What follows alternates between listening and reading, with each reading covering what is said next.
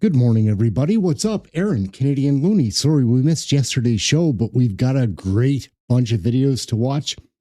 Some new things from committee, and then we'll skip over to question period around probably 35 minutes from now.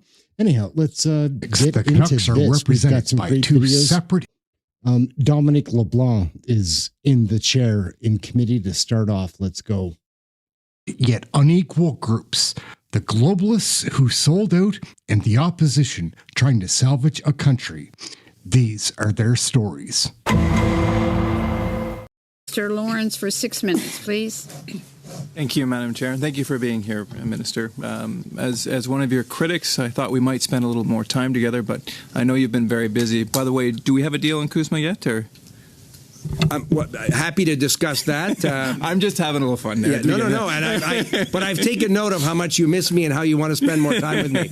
I'm very touched by that, Mr. Lawrence. Well, Thank you. spend a lot of time during C5, and I might say your excellent We do, staff and I as well. see you in the morning, early in the morning for breakfast. We do, actually, yeah. I won't go any further than that, but in all seriousness. In the dining room of the hotel. Absolutely, yeah. Let's clarify that, yeah. Confusion there. There's been enough, okay. But let's, so with respect to interprovincial trade barriers, Minister, we can all agree about the seriousness and the benefit for Canada. Whether it's the IMF or Trevor Tombe, the numbers are in the hundreds of billions of dollars that can be created by eliminating these interprovincial trade barriers. And I would agree with you insofar as saying there's been a lot of paper that has been signed, but it's results that matter at the end of the day. The $200 billion number was often thrown around, including in your own party platform, where you said we will reduce internal trade barriers, which will save costs up to 15% and expand our economy by $200 billion. That's $5,000 for every Canadian. How much of that has been realized so far? So, Madam Chair, through you to Mr. Lawrence, a critical question, and thank you for asking it. And you're right, we've taken note, and we've talked about this in the House of Commons, and many of us informally about, you're right, the potential upside economic benefit. In a federation like ours, obviously we do our part and then work with our provincial and territorial counterparts. There still is more work to be done.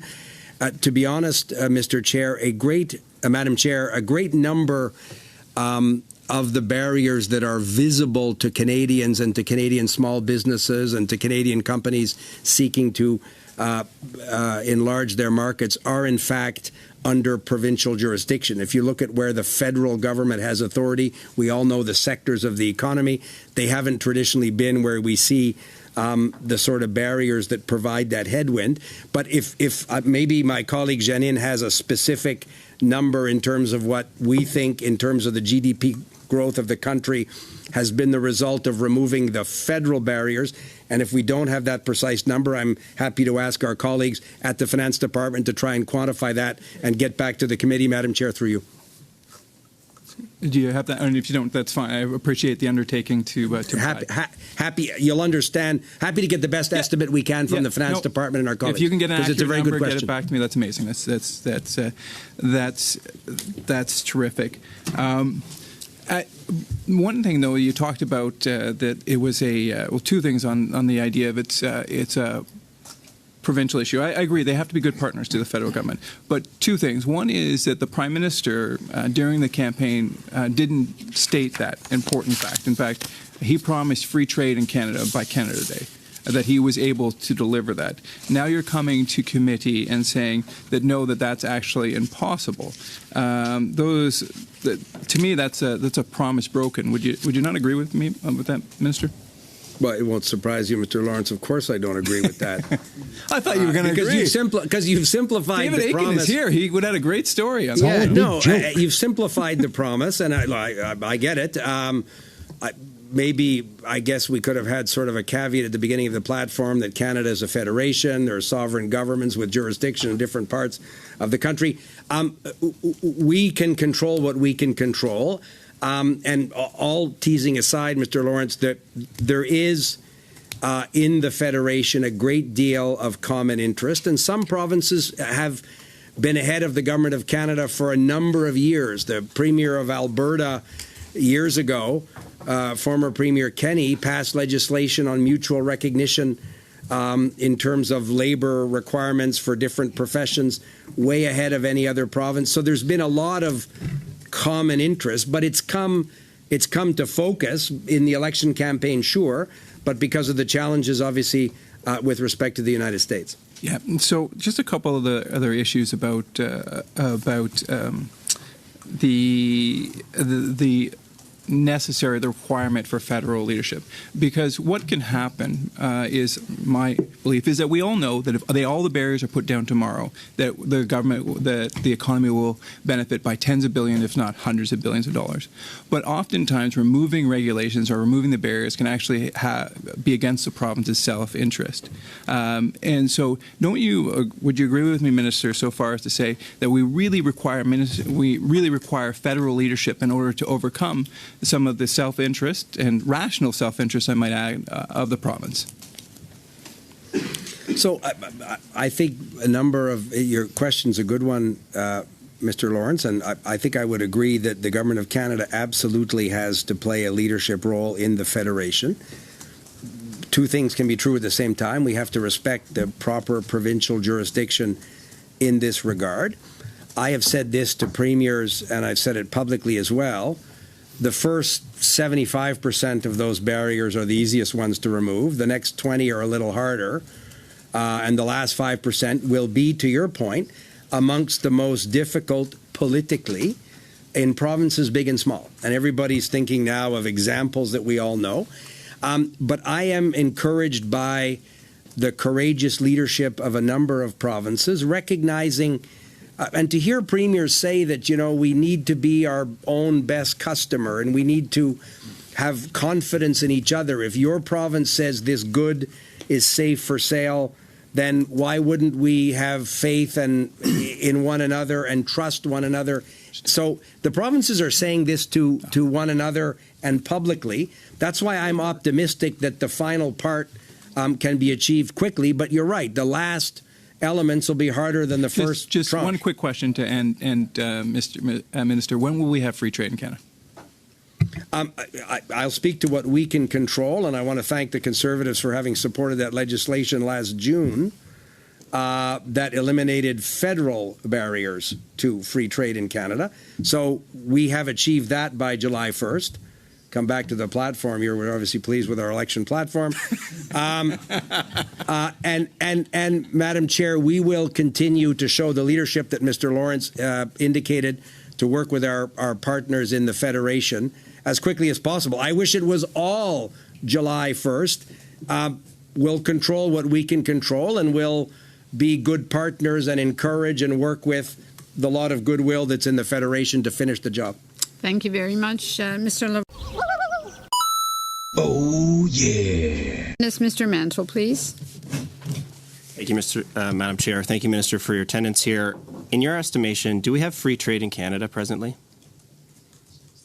As I said to your colleague, I think Mr. Lawrence earlier, Mr. Mantle, the Government of Canada, in terms of what jurisdiction we have, has created a circumstance of free trade.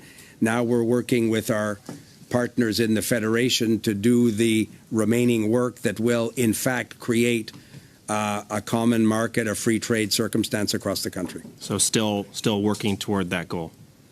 But again, I don't want to sound like it's a constitutional lecture, but in a federation, you can imagine, Monsieur Savard-Tremblay, if we were to Bigfoot a province and try and impose something juridically, constitutionally, it wouldn't be successful, but it's not a good way to build partnerships to try and do that. So that's why I'm optimistic that we can do that collaboratively. Thank you.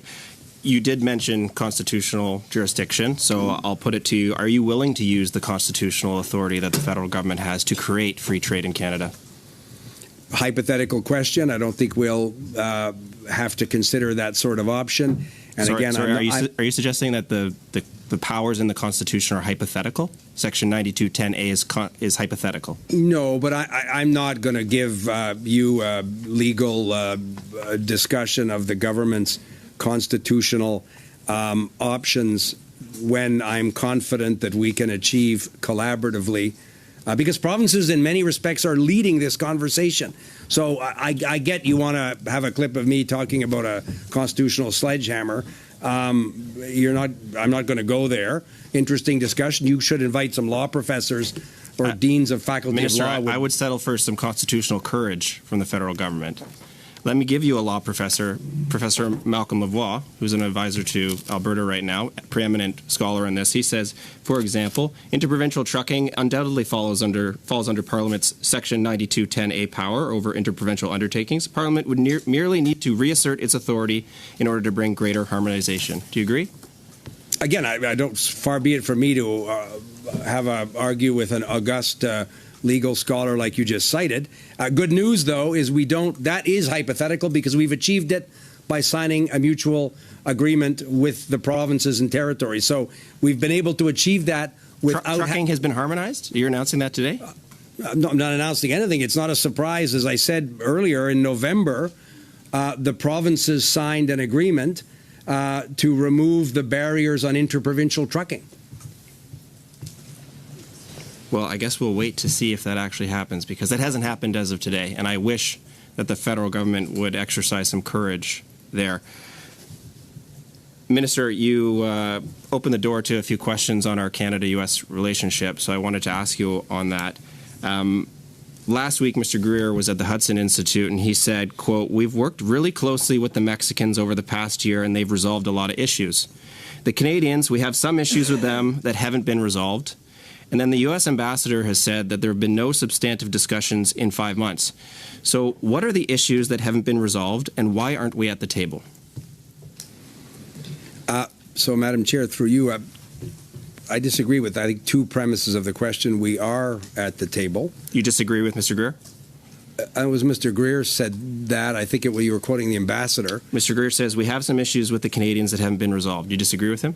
No, we're at the table. To part of your second, So you later part of your the question. ambassador? We're at the table discussing those very issues with the Americans. I had a conversation with Secretary Lutnick early last week. My colleague Janice Charette, Ambassador Wiseman are at those tables discussing those very issues. I had a very cordial, productive conversation with Ambassador Greer about those issues. Could you tell us what those issues are? I've got four. To finish, please, Mr. Mantle. I'd just like to know what those issues are. If you could maybe bullet point list for us, what are the, not, you don't have to go through all of them, maybe the top ones that are sticking points. I don't think we've had an update on what those are. And I've got 30 seconds left. Maybe you could just bullet point a few of the ones that are top. So, no, I'm not going to bullet point the details of the specific conversations we're having. Ambassador Greer. I didn't ask for that, Minister. I just said you asked for a list of bullet points a second ago. Top issues, that's all. Yeah. So you notice Ambassador Greer didn't enumerate them either. However, the U.S. Trade Representative's Office publishes something called the National Trades Estimates, where they have a series of non-tariff barriers that they believe apply to different jurisdictions. Canada has a list. That would be a good place for you to start. What the Americans say to us privately is often consistent with what they say publicly. You've seen the President, you've seen Secretary Lutnick, Ambassador Greer talk about these issues. We continue to remain engaged in conversations with them to resolve those issues. But I'll finish with this, Madam Chair. We're not prepared to deal with these things as a one-off. If we're going to resolve some of these issues that Ambassador Greer referred to, Canada is ready and willing to do that work. But as part of a deal, a larger agreement that brings relief to sectors of the Canadian economy that are under considerable pressure now and brings greater certainty around the USMCA or CUSMA review process. So we're not dealing with your point list as one-offs, but as part of a larger agreement. Canada is absolutely ready to do that work. Thank you very much, Minister. Oh, yeah. Minister, there seems to be a mistaken impression or a narrative that a member of Parliament, in order to serve their country, has to serve on the government side of the House. If I could leave you with some inspiration, I'm wondering why the government hasn't taken upon itself to strike an all-party committee, similar as they do to NSICOP, allow members of Parliament from all parties to join, that could assist the government in its negotiations with the Americans in order to bring this deal to a more quicker resolution? A more quicker resolution. The speed of the resolution is not only in the hands of the Government of Canada or Canadians. So you'll understand, we're always interested, Mr. Chambers, in working with parliamentarians. I've had conversations with a number of your colleagues that I thought were very constructive. And your leader, when he traveled in the United States, was also very constructive in this regard. I think we should be happy as parliamentarians by this shared purpose. I don't think we need another structure to do the work that Canadian industry expects us to do. But the challenge is to get the Americans to a position where they want to make a deal that's in the interest of both economies. Thank you. Just briefly, one final question. And I won't ask you to whether you believe what the ambassador has said. But why is it the impression of the Americans that there have been no substantive discussions in 5 months on this very important deal that is a priority for your government, as you say?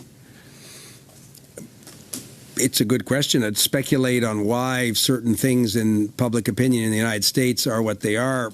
I'm not sure is particularly constructive.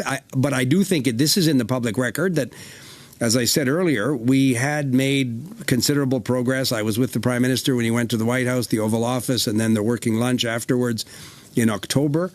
And in the days that followed, the weeks that followed, Mr. Sabia and I, then Ambassador Hillman, we had advanced considerably. The Americans decided to suspend that work. That was of public record. The conversations have restarted, but you decided to suspend that. But they restart in private, and those, as I say, my conversation with Secretary Lutnick on Monday last week was a 45-minute positive private conversation. Thank you very much, Mr. 6 minutes. Go ahead, Mr. Majumdar. All right, guys, we're crossing over to a different committee now. Now we're at ethics, I believe, and watch Shuvalov Majumdar here. He goes off. It's pretty great. Merci pour votre contribution ce soir. Thank you for your contribution today. Before this committee, you mentioned something pretty stunning at the conclusion of your commentary, at the conclusion of your presentation, where you said that half of the Canadian people question the lobbying regime in the country. There might be reasons for that. The OECD has examined conflicts involving family members of public office holders. In light of Canadian cases linking ministers' spouses or partners to large infrastructure projects and procurement files, what disclosure and safeguard rules would you recommend could be drawn from best practices elsewhere? That's a question for Pauline. Thank you, Elsa, and good afternoon, Chair and members of the committee. I think this is quite a broad question, but as you said, and as was repeated also by the Federal Lobbying Commissioner and the Commissioner from British Columbia, ultimately the goal of lobbying regulation is really to provide transparency and to increase public trust. Now, in terms of what could be improved in a Canadian lobbying register, I think, as Elsa mentioned, it's quite already a comprehensive law. What could be improved, and I think this was mentioned, but one of the key findings from our work in recent years that is emphasized in our report, Lobbying in the 21st Century, Transparency, Integrity, and Access, is that first, lobbying is no longer limited to written or oral communication. So there is a case for looking into how public policies, how laws can be influenced through more indirect forms of lobbying or grassroots.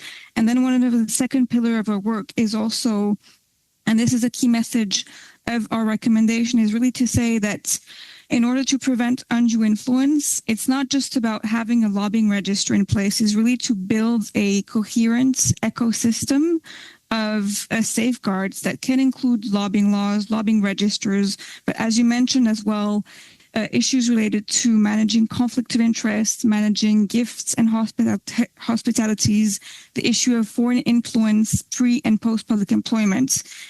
It's really about building this coherent ecosystem to allow citizens to understand who is influencing the law, on how, on what issues, but also what kind of integrity safeguards are in place that go beyond just transparency of lobbying activities in the lobbying register, but how this can be associated within a broader ecosystem of safeguards. Thank you very much. As this committee reviews the Conflict of Interest Act, the OECD has flagged limits in self-reported ethics screens here in Canada. Drawing on international best practices, how can Canada strengthen independent oversight of disclosures and recusals up to the point of ensuring divestment in advance of being in a position to make big decisions?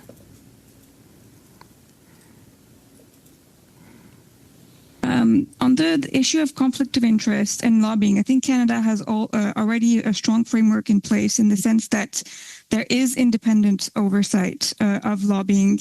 The lobbying commissioner is an independent agent of parliament, similar also to the oversight of conflict of interest. So this is already a point on which Canada is strong. And if we look at our public integrity indicators as well, Canada is above the OECD average on conflict of interest. We could get back to you with further points on the conflict of interest regime in Canada, but we have focused our analysis on the lobbying framework. But we're happy also to provide some elements on the conflict of interest framework as well. But on the independence of oversight, this is something on which Canada performs very well in our work and in our public integrity indicators. Thank you. We'd appreciate that if you could provide that in writing to the committee. Canada has faced criticism over ATIP delays, access to information, with heavy redactions and proposed access to information challenges.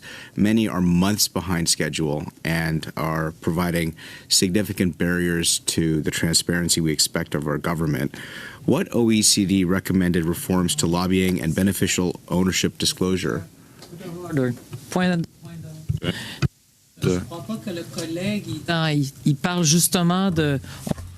We're talking about lobbying here today, and that's not what he's asking questions on. But when Mr. Majumdar asked his question, he asked about lobbying. I heard that in his question. You heard that? Apologies then. Perhaps you should get to the point a little bit more quickly. So hang on, I've stopped your time. I've already made my ruling. You mentioned the word lobbying in your question. I was about to finish the question. You were a little quick on the point of what. Oui, je pense bien. Okay. Je pense bien. I think you were too quick. That's right. Hey, go ahead, Mr. Majumdar. Well, thank you for the opportunity, with apologies to the people testifying for that display. The question I had was, what OECD recommended reforms to lobbying and beneficial ownership disclosure would improve transparency while respecting privacy? Thank you. This is an important point. And actually, in our public integrity indicators on lobbying, the disclosure of beneficial ownership is part of the criteria that we look into and that are part of the quality of the lobbying framework, which, again, Canada fulfills. Because, as you mentioned, ultimately, when it's about understanding lobbying, it's important also that citizens can understand who is the ultimate beneficiary of lobbying activities. There was a recommendation from the lobbying commissioner to disclose all entities that control and have a direct interest in the outcome of the lobbying. This would indeed be aligned with good international practices. For example, if you would like an international example, Germany has some extensive disclosures, for example, on who funds lobbying activity, whether there is external funding provided to support the lobbying activities. And also, perhaps one thing I can mention as well is that this is something also that is transparent de facto in foreign influence registers, because in these registers, those who register are typically those who conduct lobbying and influence activities on behalf or under the control of a foreign interest. So this can actually be mirrored in lobbying registers into requiring those who register to disclose whether there is an entity that controls or directs some of the lobbying. Thank you, Ms. Bertrand. Just for the benefit of the witnesses, I am keeping time. We went a bit over there, so I'm trying to, there's a lot of questions, great questions that are being asked, and I want to make sure that we respect the time of members. I do appreciate that. Thank you. Mr. Barrett, second round. Here we 5 go. minutes. Go ahead, please. What is the right balance between the transparency that Canadians look to have or should have, and the ability for people to be able to transition to new opportunities with a cooling off period? It's, people who are looking to enter, the private sector after leaving time in public in service to the public, whatever that role might be, they would probably be anxious for the period to be shortened. But we can understand, on balance, why there needs to be that cooling off period. What's the sweet spot? I can't really say. Now I would be a former public office holder myself. I'm not covered by the LTA in British Columbia, but so I can certainly. But I was a government executive before I was appointed as commissioner, and so I would have been if I was an ADM in British Columbia, I was an ADM in Newfoundland and Labrador. But if I was an ADM in British Columbia, I would have been a public office holder, and yeah, that would have affected. Smash the like, hit subscribe. Great to see everybody. Happy Friday. We'll cross over to question period here in about 20 minutes. That's about when it's going to be starting. We'll catch it on time, I assure you. These are some interesting pieces. I'm a big Mike Barrett fan. My employment prospects. I appreciate his work. I certainly have some personal understanding of that concept, but I'm not sure I can say what the right number is. I just and I don't think that's really the position of a regulator to say with that level of precision what the right number is. If I can, then what is the objective that needs to be achieved through the use of a cooling off period? I think the primary objective is trust and integrity, so that people can believe and that there's not a revolving door. So I think there's a two-barreled answer to that question. So one, there should not be a revolving door, and two, people need to believe it. That there's not that people aren't trading on in their post-public office holder life their networks. So I think a really long period would be too punitive. A very short one would be too short. Less than 2 years, I would imagine, is too short. I would say 5 years is getting on the longish side, but again, I don't think that's for the regulator to say. Do you think that it should be absolute in its application, or should there be ranges based on the position held and the position being sought? Should there be flexibility? Or should there be exceptions? Yeah, so there in the BC position there are exceptions. I think, as I mentioned in my answer to a previous question, I think that the commissioner or in my case the registrar should have some latitude to determine the basis of that exception based on the diverse fact circumstances that apply. Should there be, to your other question about should there be a scaling? So in BC now we have you're in or you're out. So you're a defined former public office holder, which is similar. The definition is similar to senior public office holder. If you're a senior public office holder, if you're a for example, if you're not a parliamentary secretary and not a member of cabinet, but you're let's say just an MLA without one of those positions, then you're not a former public office holder. If you're a director in government, then you're not a former public office holder. If you're an ADM or if you're a parliamentary secretary, then you are. So it's just a two-step. I would go back to the principle of simplicity. If you introduce a scaling mechanism with many, many steps, then you start to get into confusion about, well, what about this position and that position. And remember, lobbying legislation applies to a broad range of organizations. We're not just talking about MPs' offices or departments. We're talking about the whole range of crown corporations and agencies, boards, and commissions that are covered. And their org charts can be really, really complicated. So if you try to introduce a scaling mechanism and then you get and it's too complex, then you get into these endless little debates about, is someone at this level, are they in or are they out? So my advice to you, as it would be to my own legislature, is there's a beauty in simplicity. So I'd say that, and that would be the answer to both aspects of the question that you asked. Thank you. Thank you. We've got more. We've got more of this ethics committee.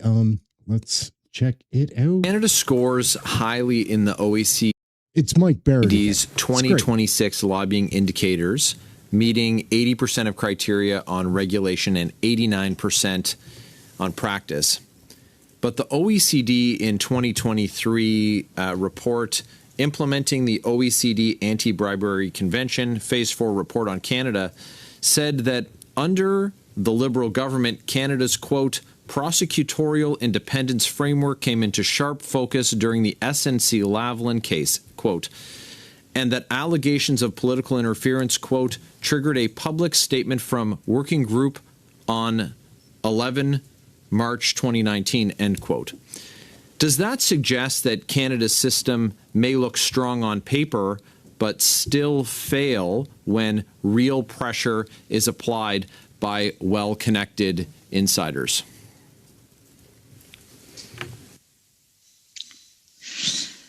Je vais juste prendre cette question. I'll respond. Our indicators look at institutions that are in place and regulations that are in place and potential penalties for those indicators.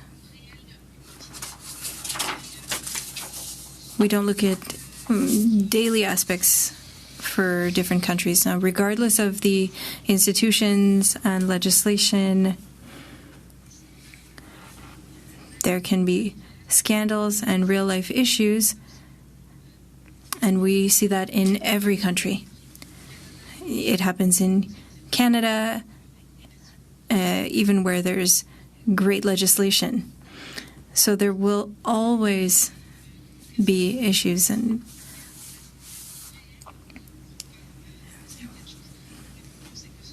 the important thing is that there be penalties, that we learn lessons, that we look at the different fabricated jobs and economic arguments. So does Canada's current lobbying regime do enough to expose those pressure campaigns built around those arguments when the beneficiary is a major corporation with significant political access? And in your previous response, you said it's about, lessons learned and really what consequences are brought to bear. And so does the current regime go far enough, knowing what we know now, following that, very significant scandal?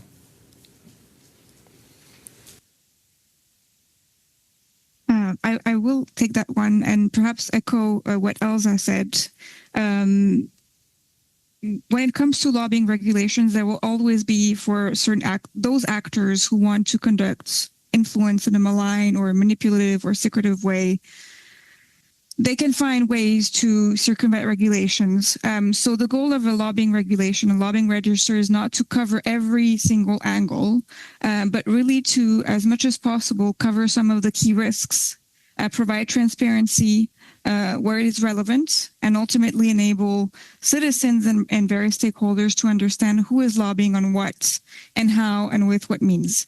Now, as you said, when there are these cases, it's always an opportunity to improve. And following this particular case, there have been reforms, but again, and this is, I think, that the purpose of your study is to really be able to say, where can we go even further in terms of transparency, in terms of what communications we ask lobbyists to disclose, in terms of who is the ultimate beneficiary of lobbying.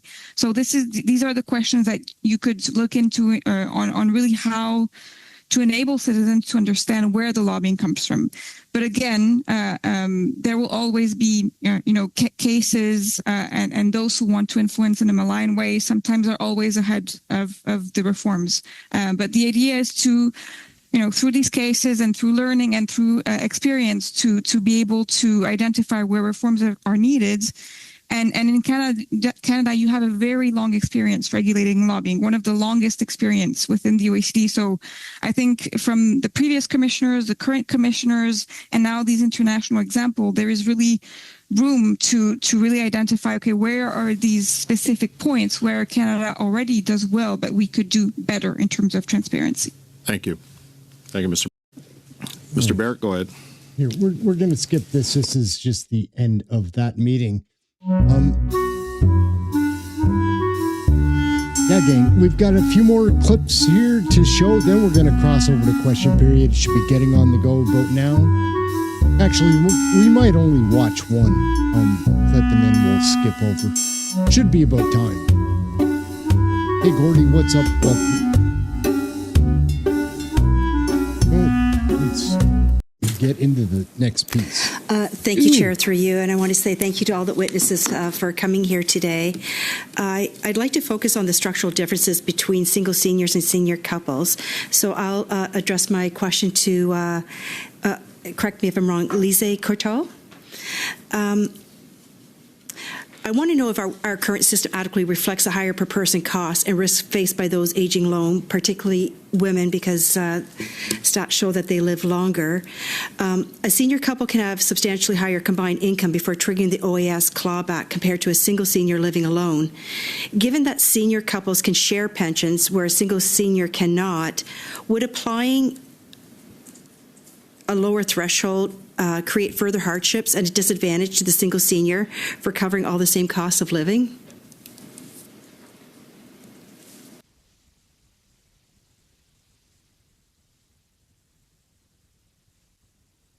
Courteau?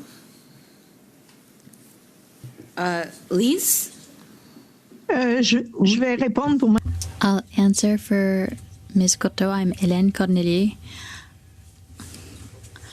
C'est qui? I'd like for you to repeat your question because it wasn't clear to me.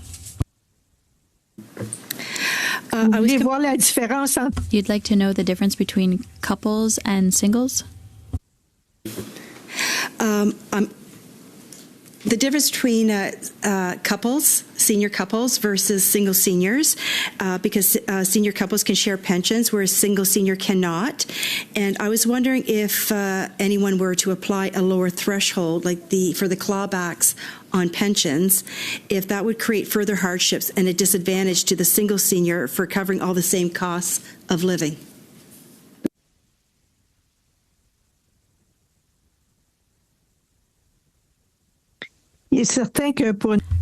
For a single person who has to pay rent alone, pay for food, electricity, and all of the other bills, that person can't divide bills in two with a spouse.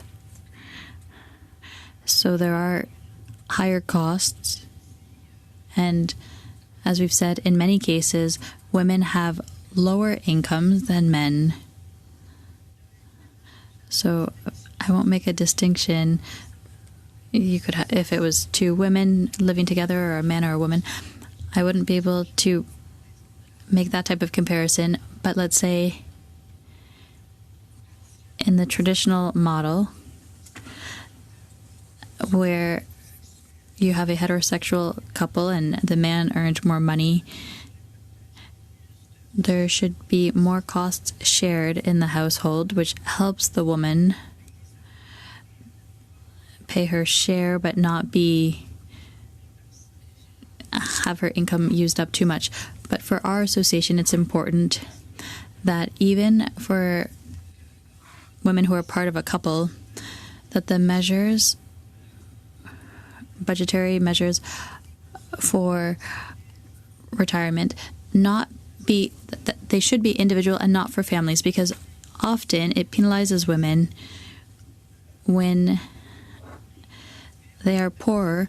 They lose part of their income. If you think of the guaranteed income supplement,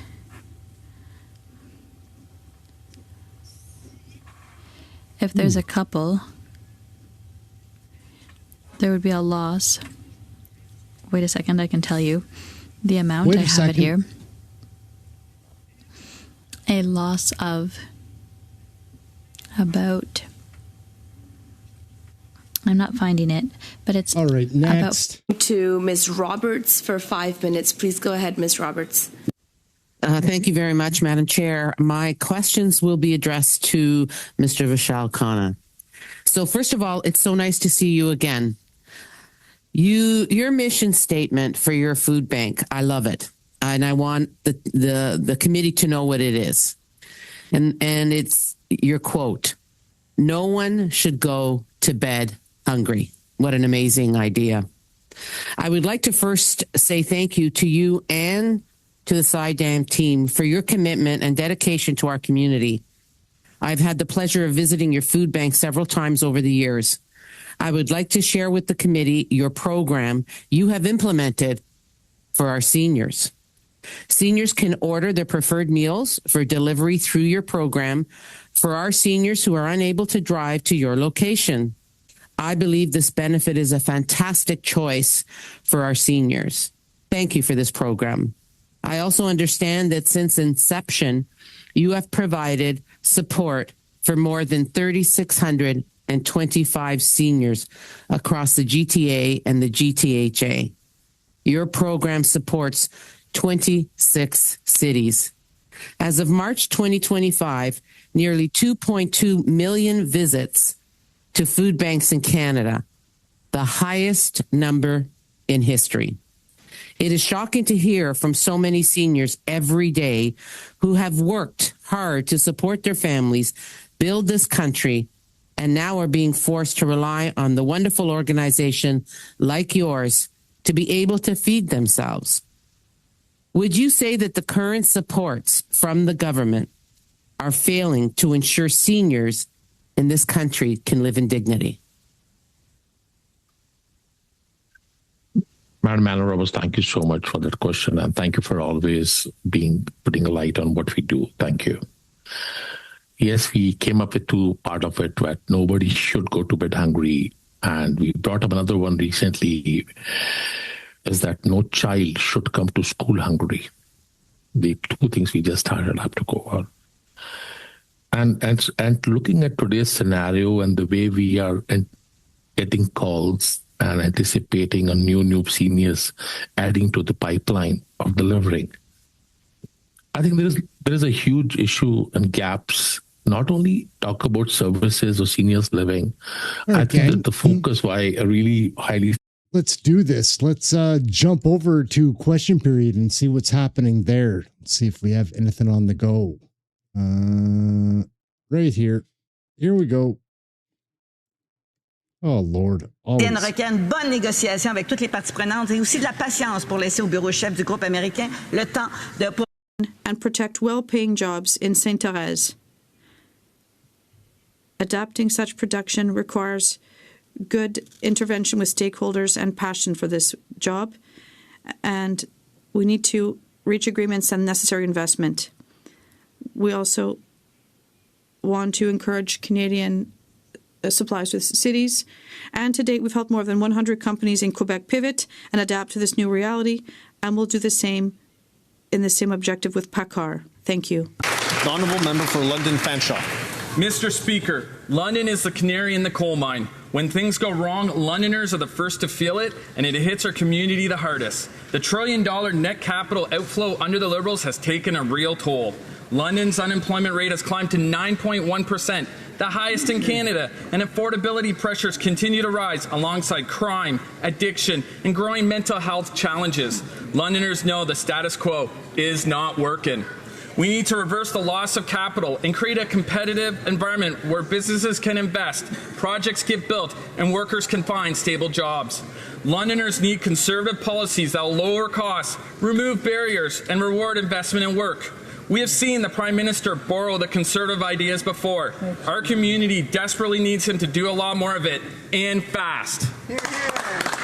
Honourable Member for Ottawa Centre. Speaker, we are building big things again in Canada. After generations of studies and delays, the federal government is delivering on the essential high-speed train that will connect the most densely populated part of our country, and Ottawa will be at the heart of the new Alto high-speed train. The Mayor and City of Ottawa recognize that a transformative project this will be. The Ottawa Board of Trade says that Alto will deliver a larger labour market, easier access to clients and partners across the corridor, and new investment and development opportunities around all station areas. We are talking about $24.5 billion in annual economic activity. Speaker, Alto will be good for jobs. Alto will be good for our economy. Alto will be good for Ottawa, and Alto will be good for Canada. The Honourable Member for Oshawa. Mr. Speaker, after 11 years of Liberals, Canadians are drowning in bills. In addition, they're feeling the strain at the checkout and at the gas pump. Over 8,000 Oshawa residents who've responded to surveys tell a concerning story. 73% say the Liberal government has not eased their cost of living challenges since this Prime Minister took office. 57% say affordability is their top concern, and 62% believe Canada is headed in the wrong direction. Even 40% of Liberal supporters say so. All while this week, this Prime Minister had the audacity to gaslight, saying Canadians are getting ahead. Oshawa food banks like Feed the Need and Simcoe Hall are seeing record demand beyond pandemic levels. After years of promises and photo ops, the affordability crisis has become a health crisis. Oshawa families are not asking for more supports or food programs. They want dignity, they want relief, and they need action now. Before I move to the next member, there are members having a conversation. Those words are transcribed into the Hansard. If the members want to continue, invite them to go outside into the courtyard and continue their conversations. We're still doing Standing Order 31 statements. With that said, the Honourable Member for London Centre. Mr. Speaker, I rise to honour the incredible life of my dear aunt, Grigoria Rebecca Merziotis, who passed away recently at the age of 97. She was the mother of Vasily, the mother-in-law of Kim, the devoted grandmother of Grigori and Leonida, the sister to Costadino, and, of course, the extremely devoted wife to Leonida. She was born in 1928 in Halki, Greece, and came to Canada in 1957. She worked for more than 30 years on Chabanel Street in the garment district of Montreal, where she was dedicated, so dedicated, in fact, that she was recognized time and again for her contributions in her work. She raised her family that way, Mr. Speaker. She will above all be missed for her devotion, as I say, to the family, for her faith, for her abiding love for her family, and certainly for her abiding love of Greece and of Canada. She was a remarkable Canadian. Thank you very much, Theoritza, for everything.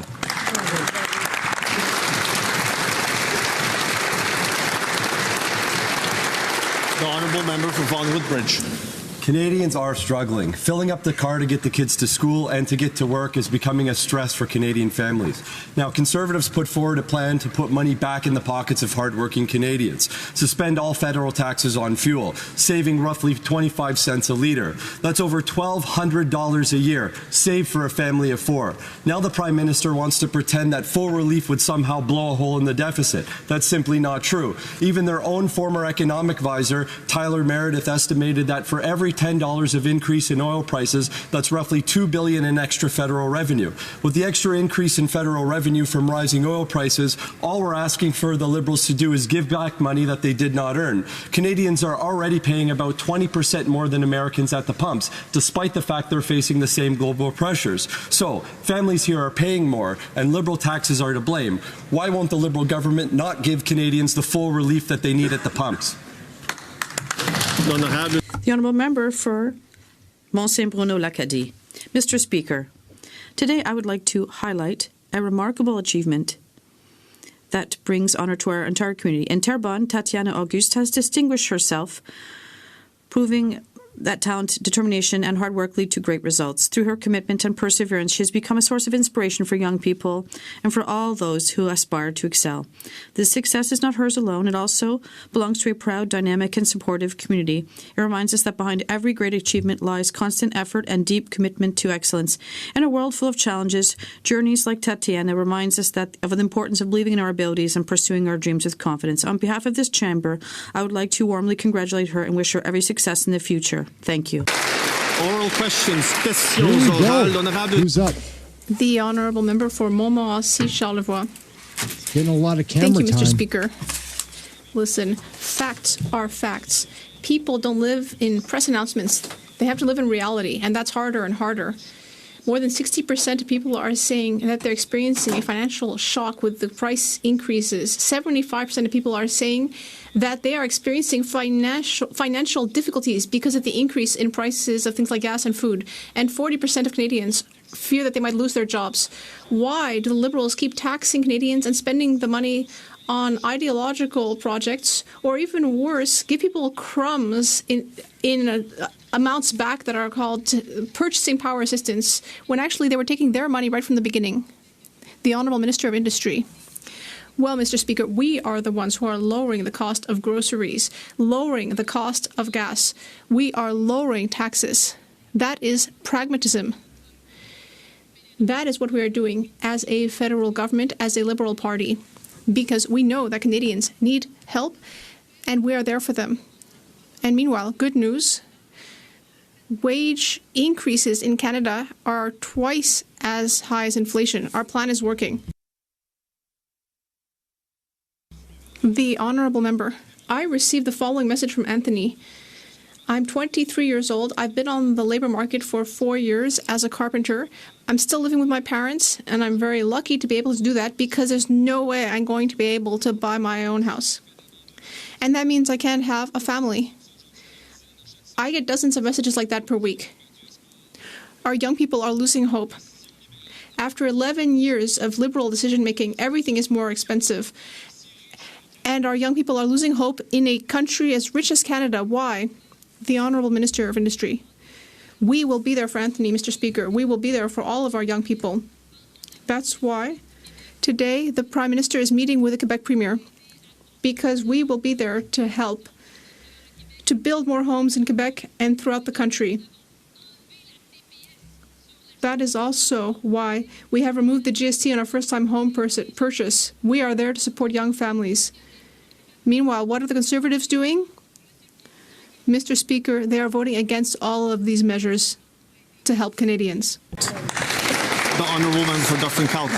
If you listen to these Liberals, you would think that Canada's going through some kind of an economic boom. But the reality is so far from that truth.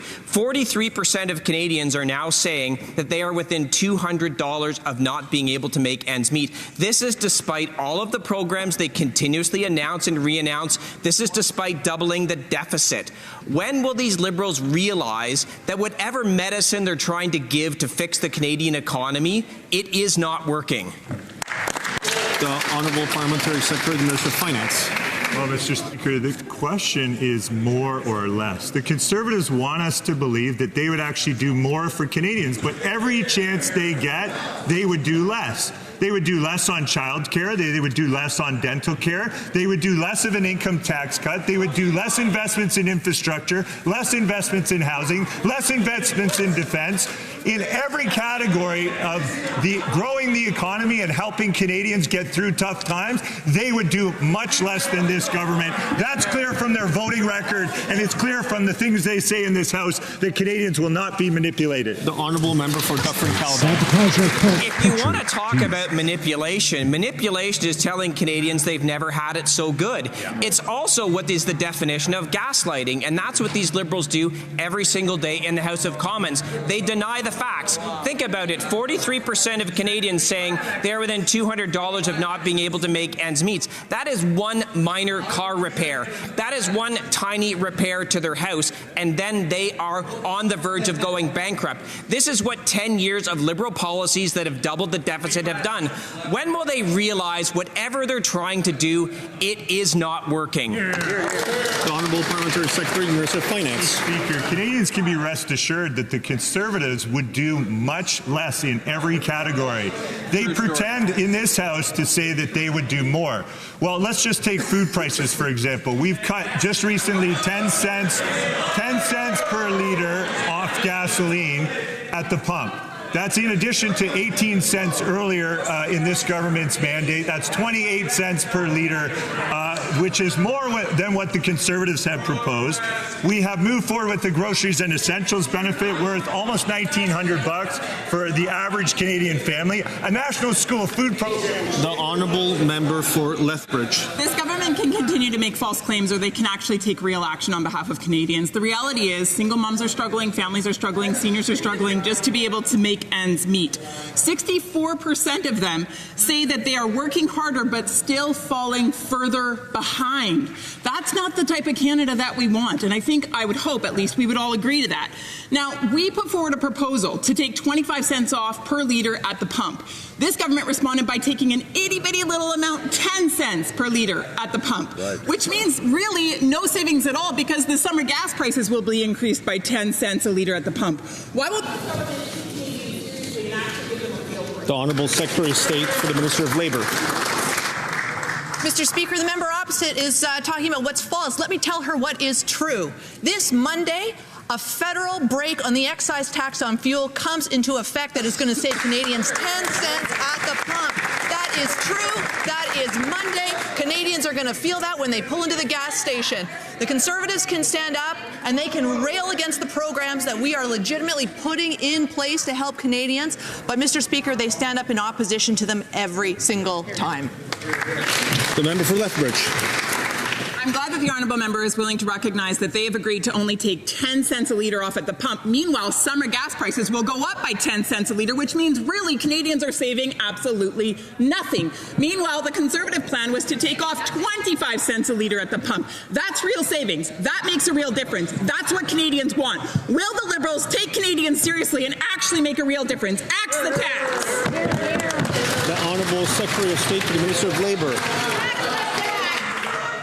Mr. Speaker, as the member opposite should know, actually, the combined effect of what the Liberals have done is we've actually saved Canadians 28 cents at the pump, 28 cents when we cancelled the carbon tax, and now, as of Monday, with an additional 10 cents that we're taking off because of the removal of the federal excise tax.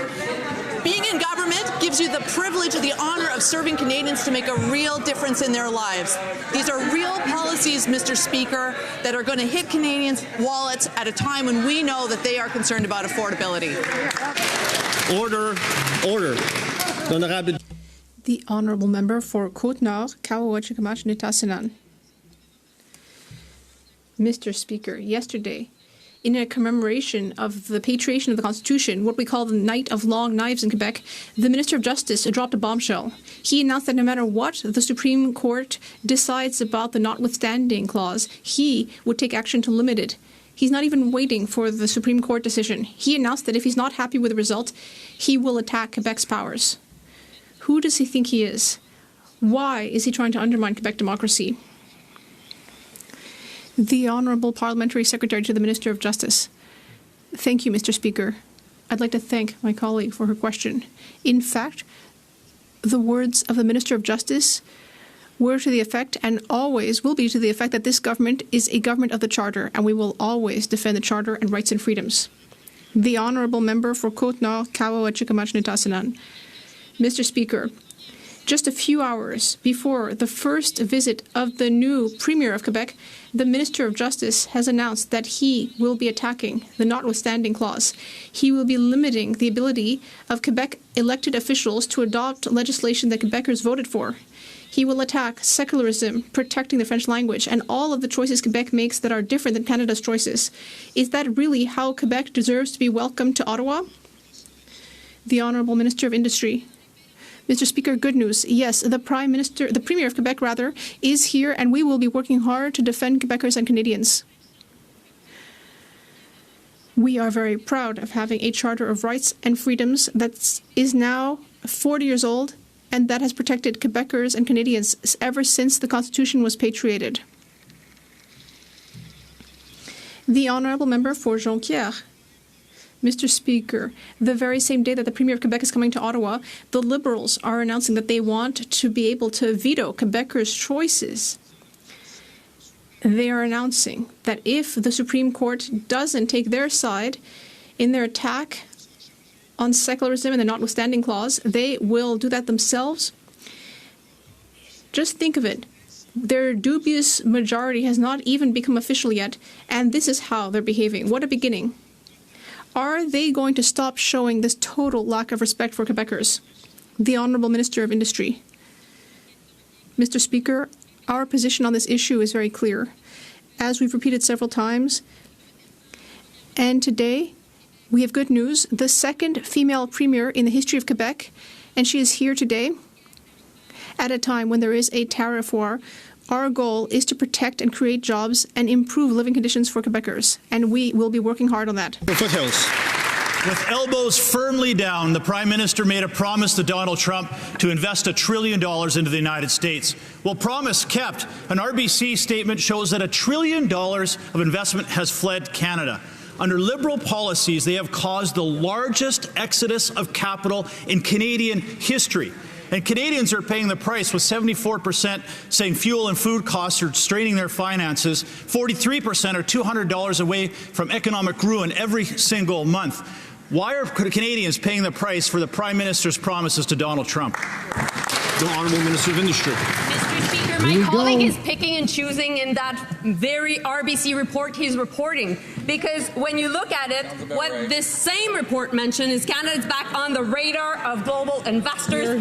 Last year, foreign direct investment in Canada reached nearly $100 billion, the highest level since 2015. And it's in the news this morning. We will host an investor summit.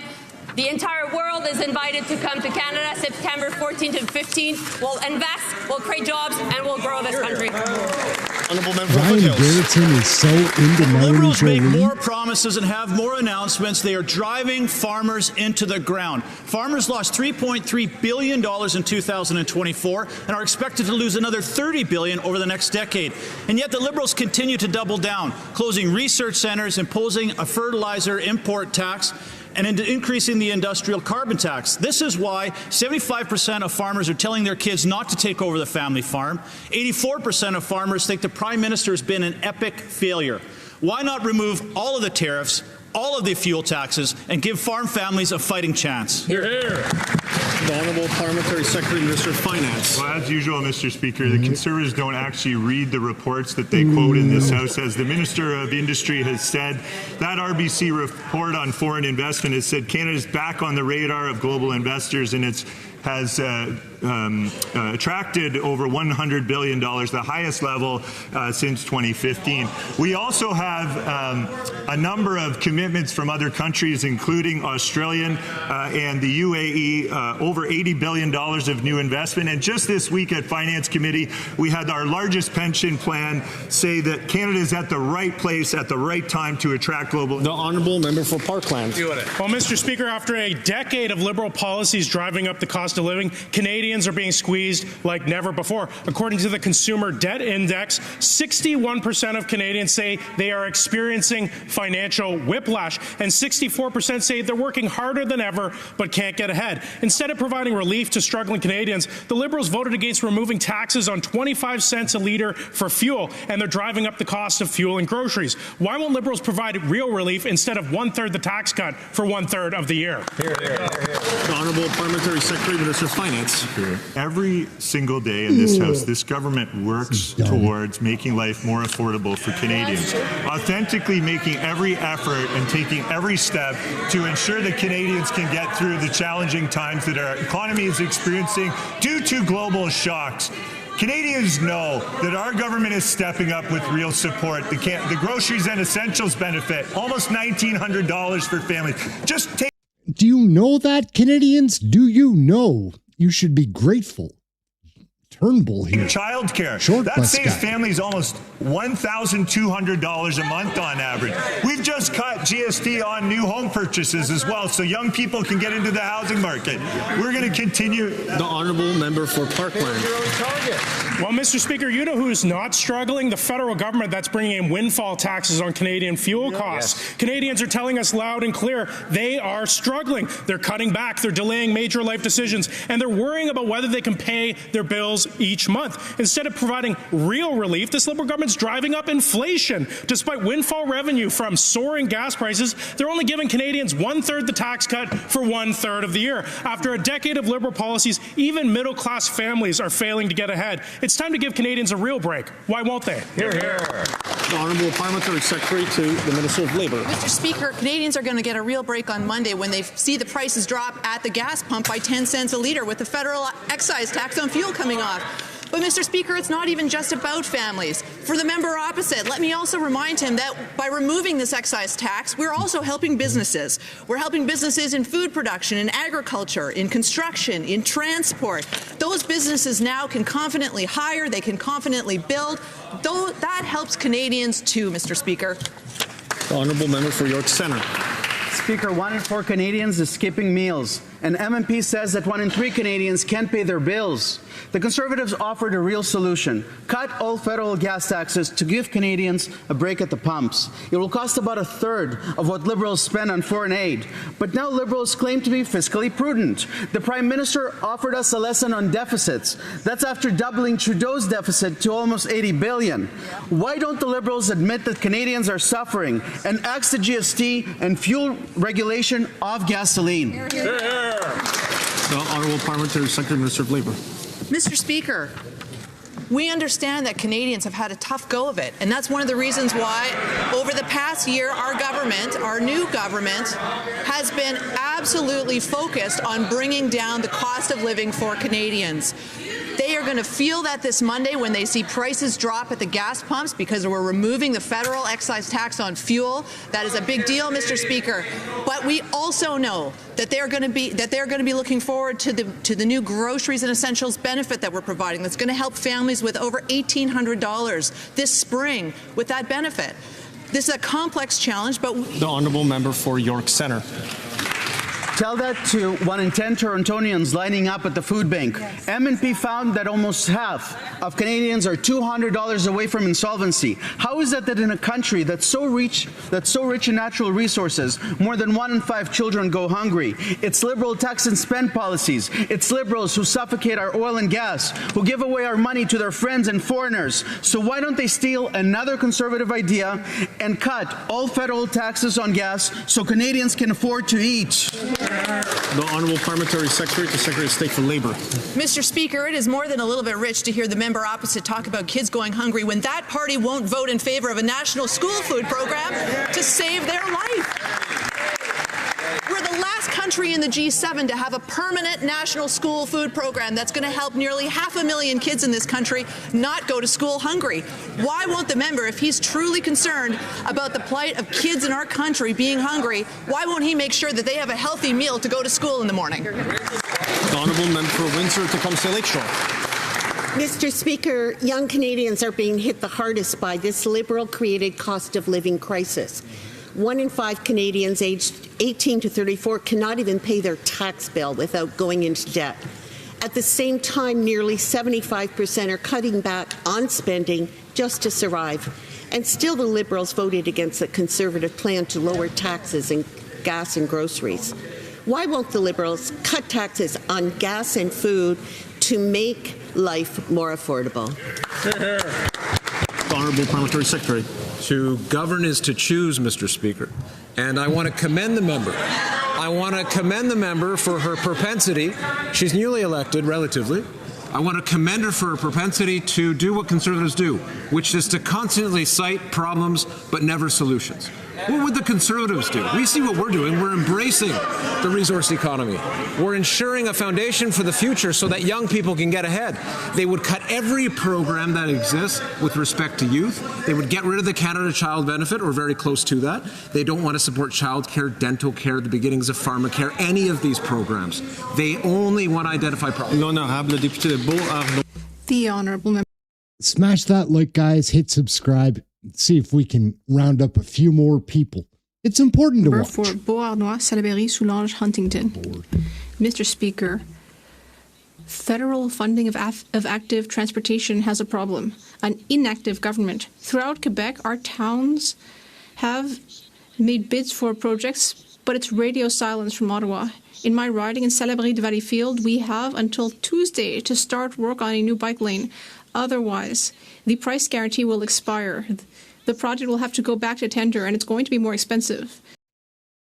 There is a real problem in this country with bike lanes.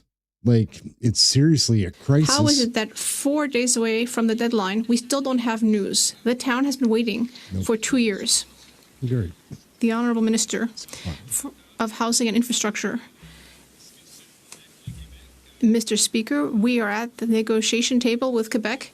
We are committed to working with our provincial counterparts to ensure that our communities are linked by active transportation and transit networks that are solid and reliable. The Honourable Member for Beauharnois, Salaberry, Soulanges, Huntington.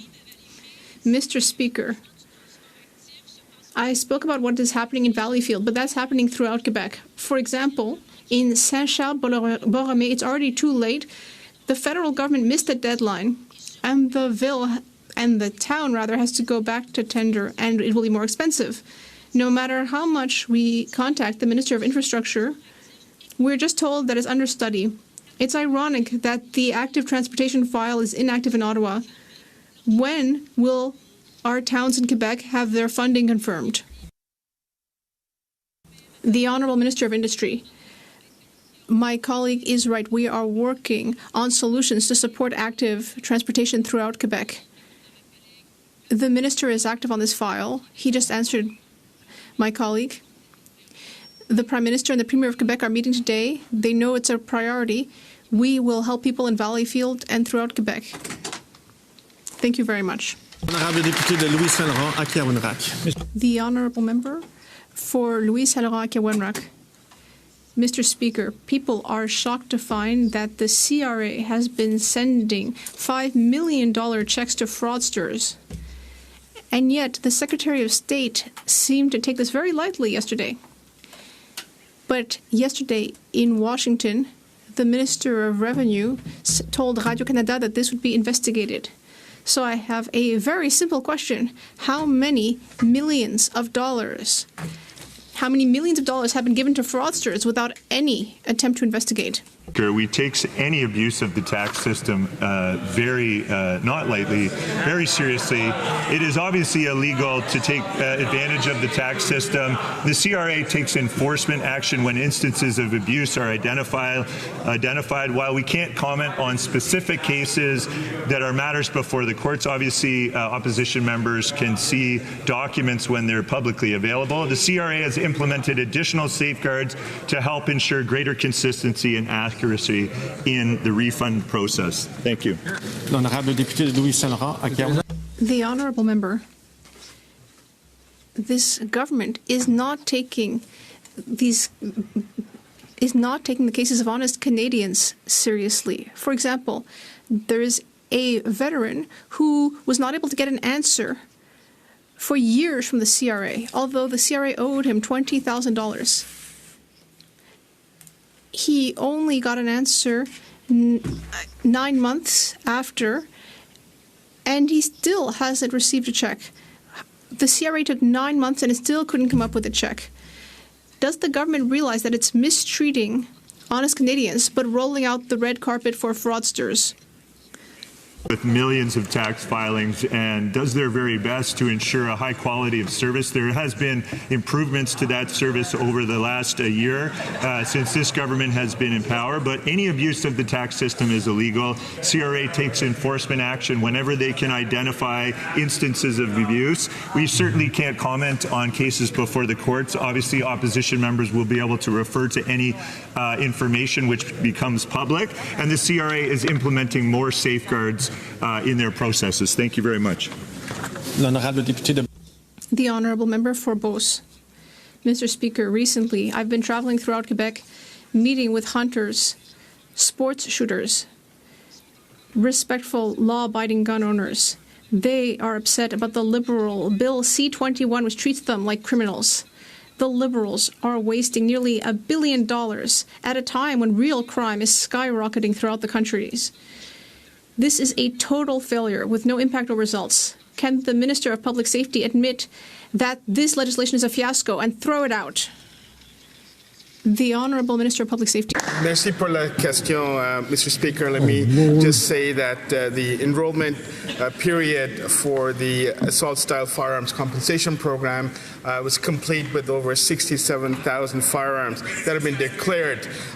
This is a program that essentially will ensure that those prohibited firearms are off our streets, Mr. Speaker. We know that the province of Quebec is an integral part of this program, and we're grateful for their support. Let me just say, Mr. Speaker, the business component of the program just opened up, so we will be able to complete the program in a timely manner.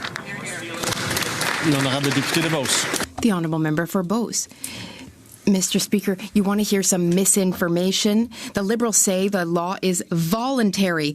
But is it really? You get paid if you turn in your firearm by March 31st. But from April through October, you get nothing. And if you keep your firearm off after October 31st, you become a criminal, Mr. Speaker. This law is not voluntary. It's an abuse of power, and it's totally undemocratic. The problem is not the gun. The problem is the person carrying it. That's always been the real issue. Mr. Speaker, will the minister scrap this abusive legislation? Yes or no?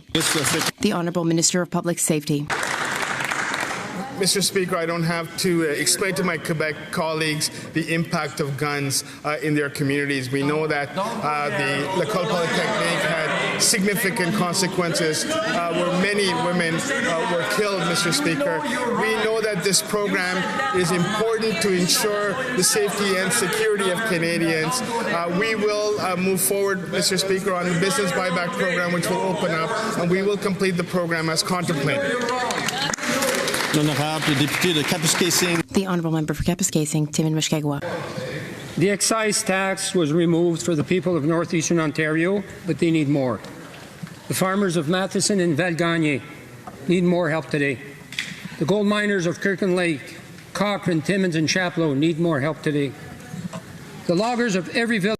I lived in Cochrane for like 3 months. I worked at a bar there. I got to live in their hotel while I bartended. Village in northeastern Ontario, traveling hundreds and at times 1,000 kilometers per day, need urgent help.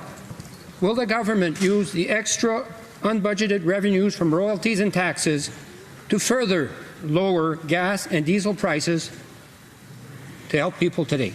The Honourable Parliamentary Secretary of Agriculture.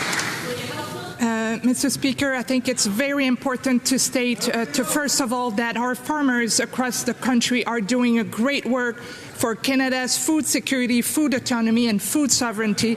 So thank you to my colleague for raising this.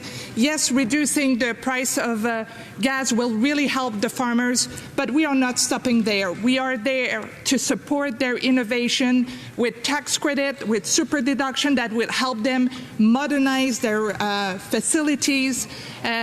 We need to do a lot more here in Canada to process more and grow this sector, and we are there with the farmers. Bravo. Honourable Member for Prescott Russell Cumberland. Mr. Speaker, our government is focused on making housing more affordable and helping more Canadians find homes in communities across the country.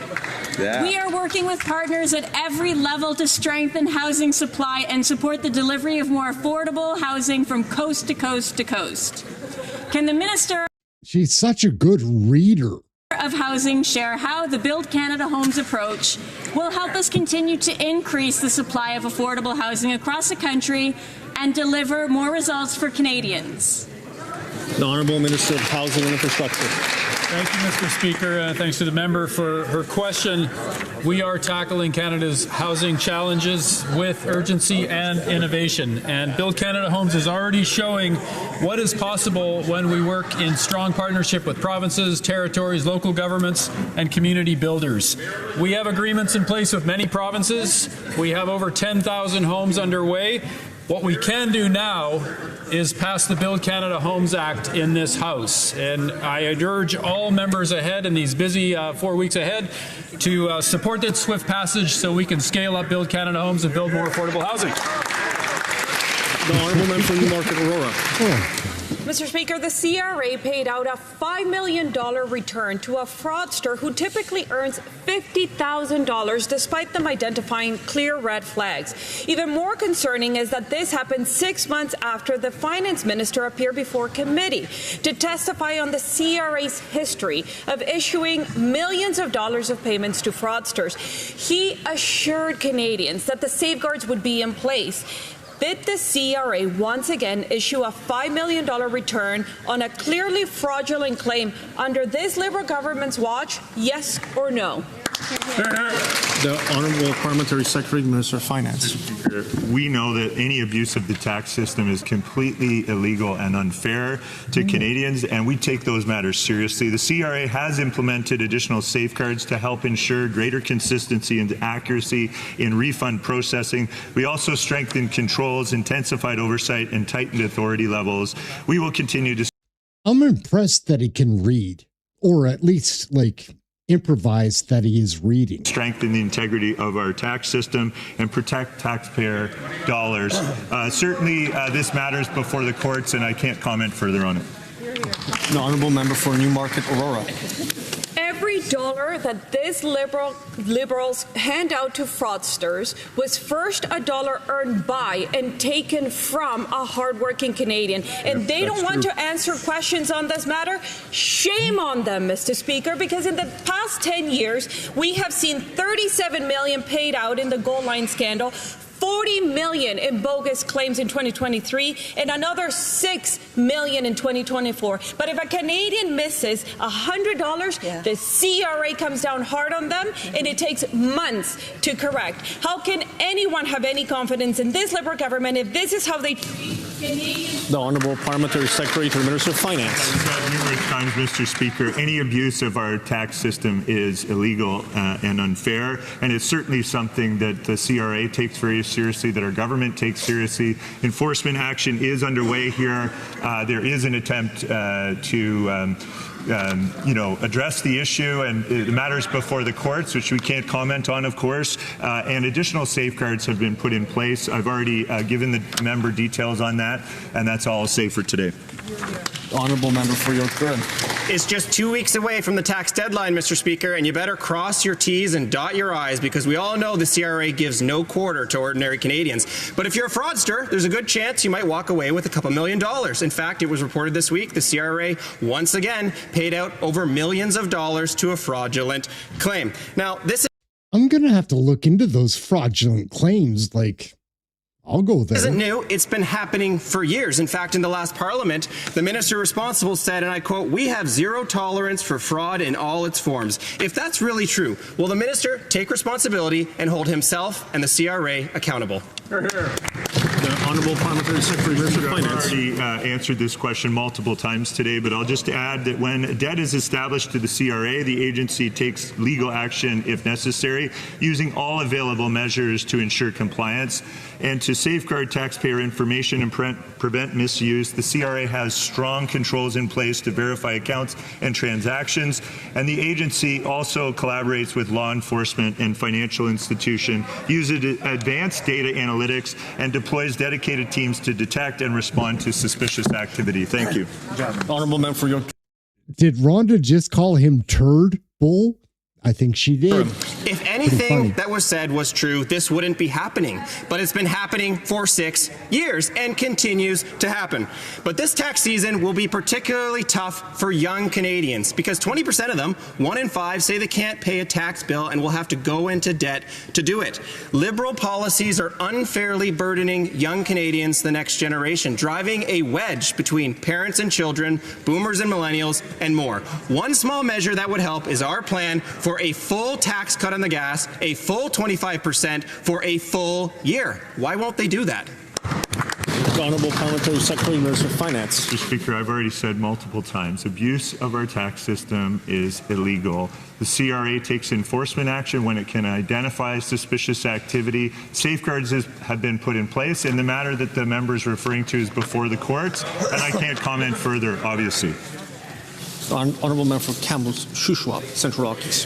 Mr. Speaker, after more than a decade of Liberal policies, life is unaffordable. The latest MNP Consumer Debt Index report states that 70% of British Columbians say rising food prices and gas are straining their finances. The Liberals voted against reducing taxes and increased the cost of gas by 25 cents a litre.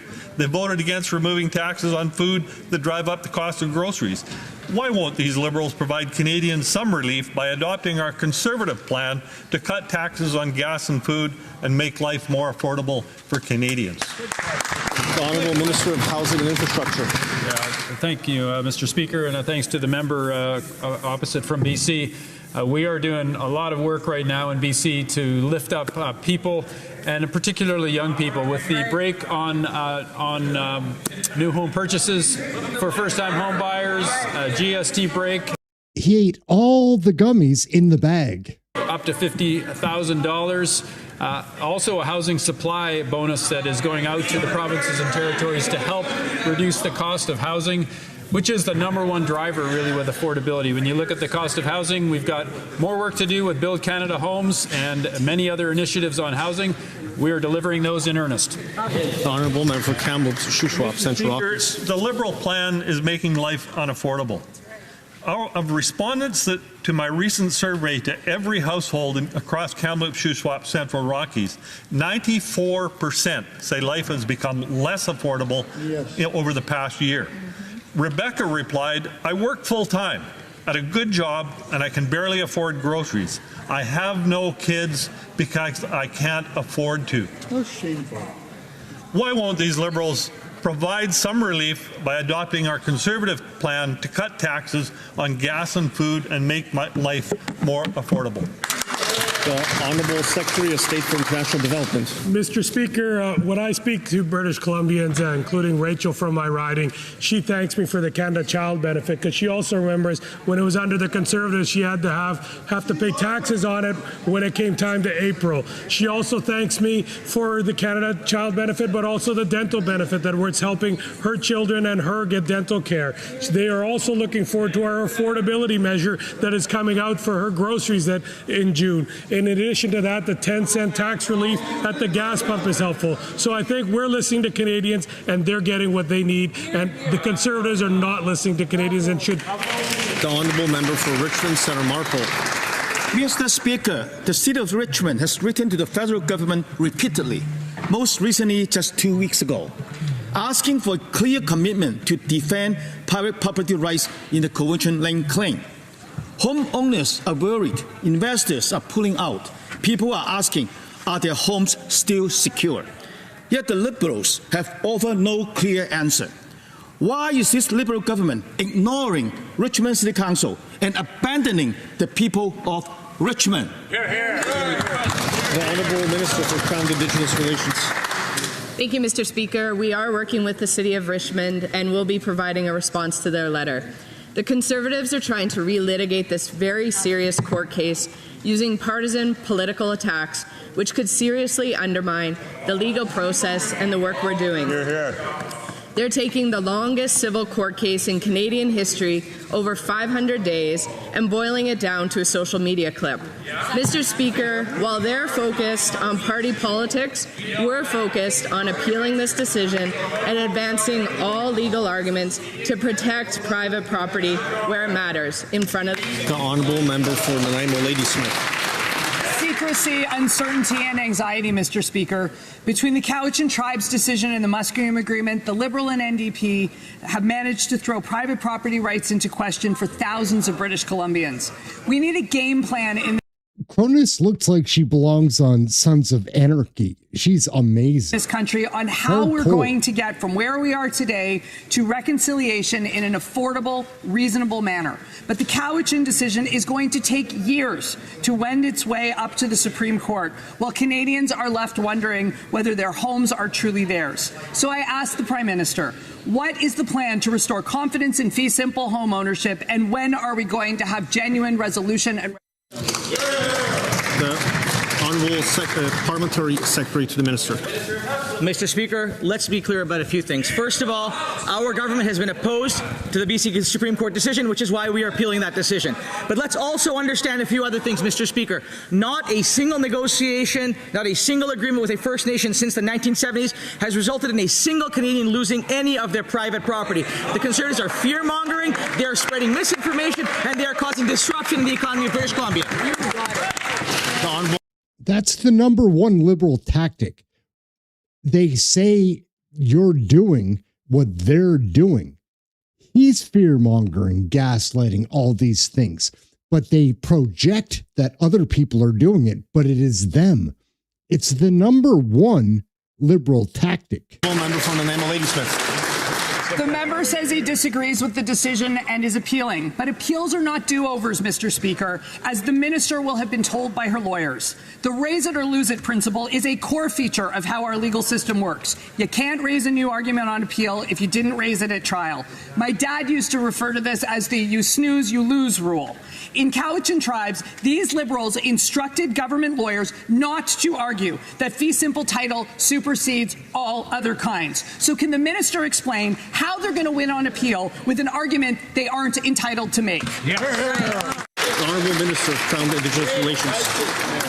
Thank you, Mr. Speaker. Preserving the certainty and stability of private property is of utmost importance, and that is why we will advance all legal arguments to protect them. We disagree with the BC Supreme Court's ruling, and that's why we appealed this back in September. This is being appealed by the federal government, the province, the City of Richmond, the Musqueam First Nation, the Tsawwassen First Nation, and the Cowichan First Nation. However, as a government, we always prefer to negotiate instead of going to court.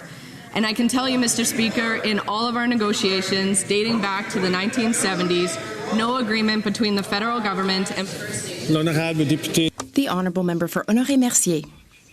Thank you, Mr. Speaker. With less than 2 months to go before the kickoff of the 2026 FIFA Men's World Cup, Canadians from coast to coast are feeling the excitement.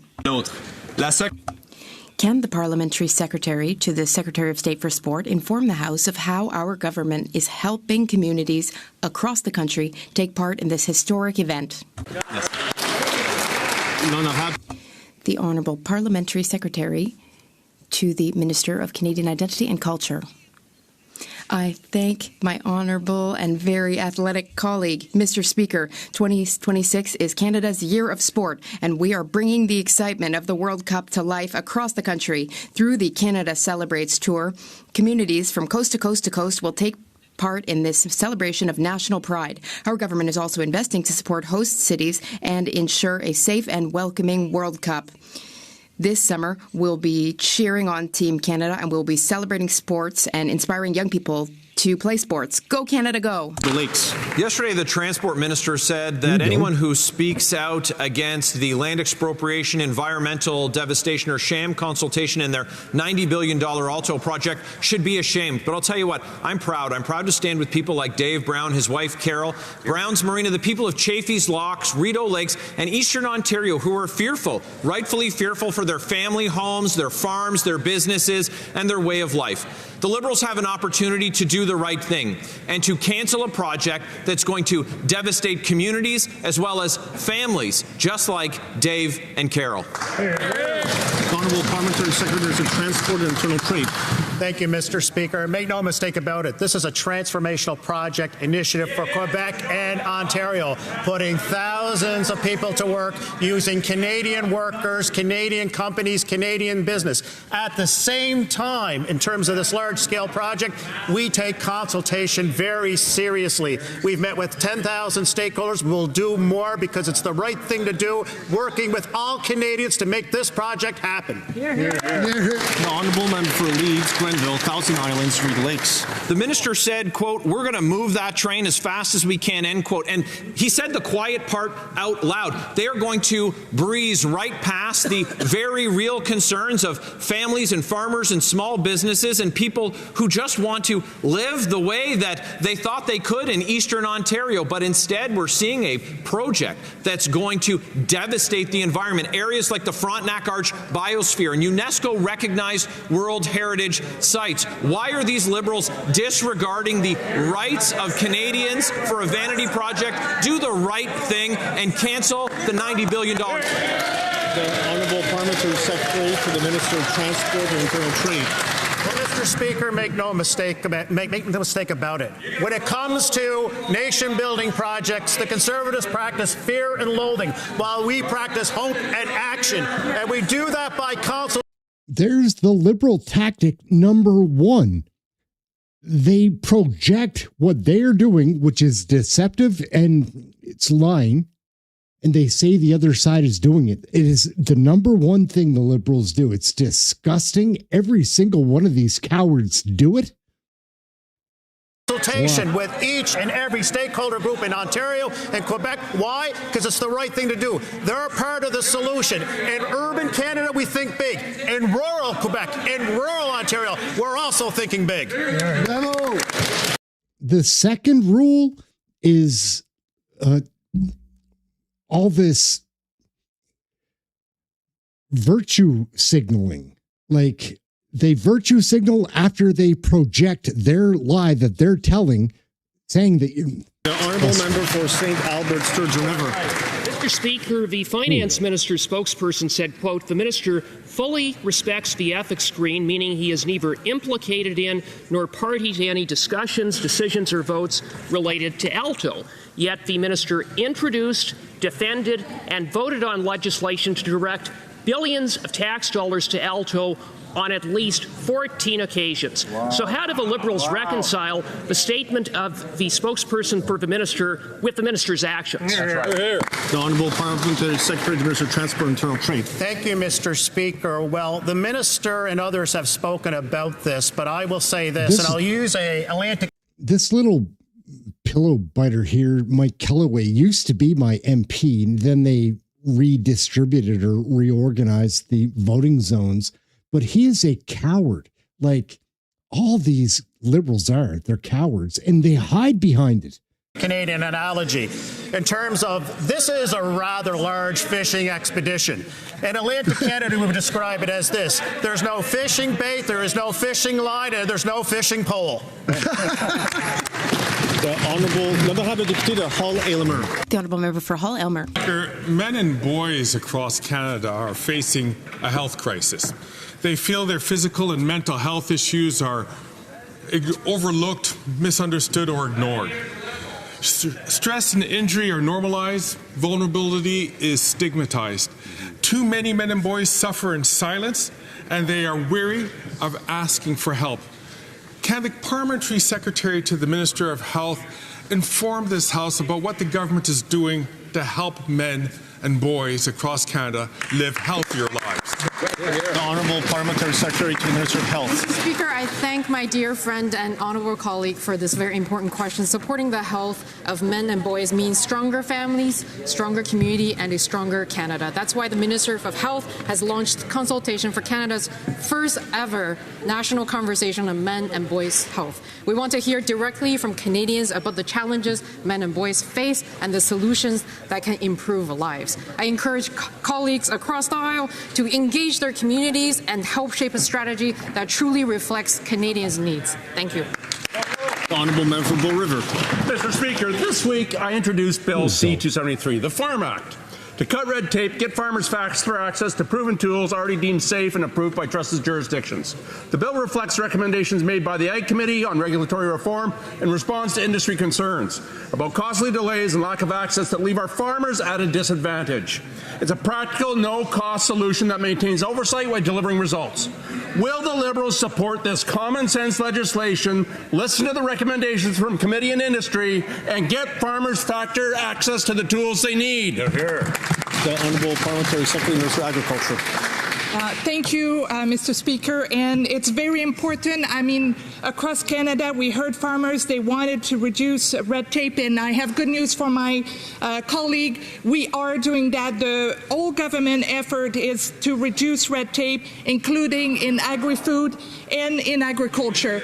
And in committee, we just worked on a report that have several recommendations for our government and will be acted upon it. Thank you, Mr. Speaker. The Honourable Member for Rosemont, La Petite Patrie. Mr. Speaker, every year Canada is required to report its greenhouse gas emissions to the United Nations.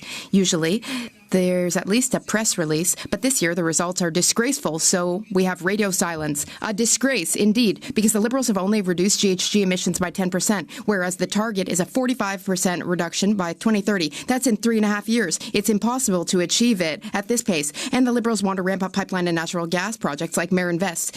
It's a total contradiction. Are the Liberals finally admitting that they just don't give a damn? Le député a utilisé un mot qu'on ne peut pas. The member used a word that we cannot use in the House. I will ask the member to withdraw his unparliamentary remarks. I ask the member to withdraw the use of that unparliamentary language. Mr. Speaker, the Liberals do not give a damn about this at all. I ask the member to withdraw those remarks and unparliamentary language. The Parliamentary Secretary to the Minister of Natural Resources.